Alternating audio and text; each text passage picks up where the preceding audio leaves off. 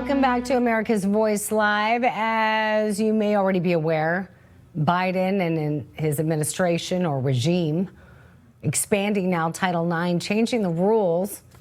Isn't that nice of them? To now allow men to play in women's sports. Yeah, they sneak that in. Thus, what does this do? Putting the women of America in harm's way. And I would say, that is war on women. Already hindering what many women would see as limited opportunities. It took women a long time to get to where they are. And this applies to schools all the way from junior high all the way up to college. Let's just take lacrosse, for example. Okay, that's a pretty physical and challenging sport, I would say so, with full contact and a solid rubber ball that can reach, 85 miles per hour if thrown by the average guy. Now imagine a young woman with her whole life ahead of her getting cross-checked by a guy or hit with the ball thrown by a guy and getting seriously hurt. And what about the women who have worked their whole young lives from elementary to all the way up to high school to get into college, get, hopefully a sponsorship or, into an athletic program, only to be hurt and that scholarship completely stripped away by a guy? Now, here with me to discuss this is someone who is very familiar with the subject. She and her mother started the first women's lacrosse team at her middle school, and she attends the University of South Florida on an Atlantic scholarship for lacrosse. Joining us now from Campus Reform, correspondent Claire Natoli. Claire, hats off to you and your mom. Yes, thank you so much for having me. Yes, we did create the middle school program in our school district, but I've always been passionate and very supportive of expanding women's sports. As you said, I attend the University of South Florida, which is actually a school that added lacrosse to the lacrosse program because of Title IX. So I'm incredibly grateful to have Title IX giving me this opportunity to play in college. But now Joe wants to use Title IX to get rid of those opportunities that you now have been given and to take it away from you. How do you feel about this, that now they're redefining it, not giving women equal opportunity, but just anybody who happens to identify as a woman? And we've seen it happening all over the country now, with young girls getting their scholarships getting taken away, their medals, their chances of getting a medal or a ribbon taken away, and some female athletes getting seriously injured because of this. How do you feel about that? I think this is absolutely terrible, and changing Title IX means the destruction of women's sports as we know it. It will take us back to a point in time where women couldn't even compete in sports because they weren't allowed to.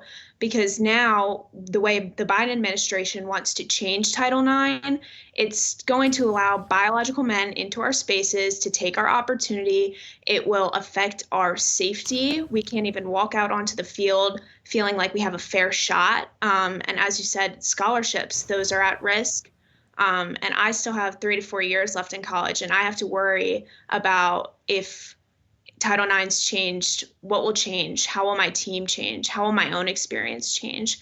And I think this is just terrible to see. It's crazy that this is a conversation that needs to be had. We need to understand that this is science. There are biological differences between men and women, and that's not something that can be disregarded just because some people feel that they identify as women and want to compete in our sports. It's not fair to women. And it's absolutely not fair.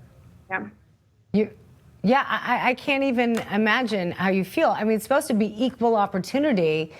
What I don't understand is, as you know, as a young athlete, any athlete, you're not allowed to take certain steroids, any kind of enhancing drugs, and that's essentially what this is. You have to be on hormones. You don't know how long someone's been on hormones, and again, I feel for these very confused individuals. But that doesn't mean that they should rob you of the opportunity that you have. I'm curious, since you started this program, have you had any so-called individuals who'd like to identify as a woman try to join your team? I've been lucky enough that this hasn't been a personal experience on my team. But again, like I said, I have 3 to 4 more years left of college. And this is something that's happening rapidly. And with the change, especially, it's going to increase the likelihood that a man's going to come in, take opportunities away from women in lacrosse, but in every sport as well. And you see, I mean, the Leadership Institute's Campus Reform has reported multiple instances where men have come in and beat women out of their own sports. I mean, namely Leah Thomas, but so many more as well.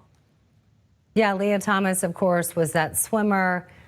You guys are probably familiar with Riley Gaines, who's been fighting up against this. Several states are fighting against this. A slew of them, I believe 15 states. There's already several lawsuits. This is supposed to go into effect at the beginning of August. Curious, in the 30 seconds we have remaining, for the people that are watching this right now, what are you planning on doing, and what are you encouraging others to do to fight back? I just encourage everyone to stand up, stand for what is right, stand for the science, the reality of the situation. Women's sports are meant to be for women, and we should protect them at all costs. I mean, I coach younger girls. I have a 6-year-old sister. Her dream is to play college lacrosse just like I did and just like my older sister did. And to see those dreams potentially just be ripped right out of their hands, it's completely sad. So protect women's sports at all costs.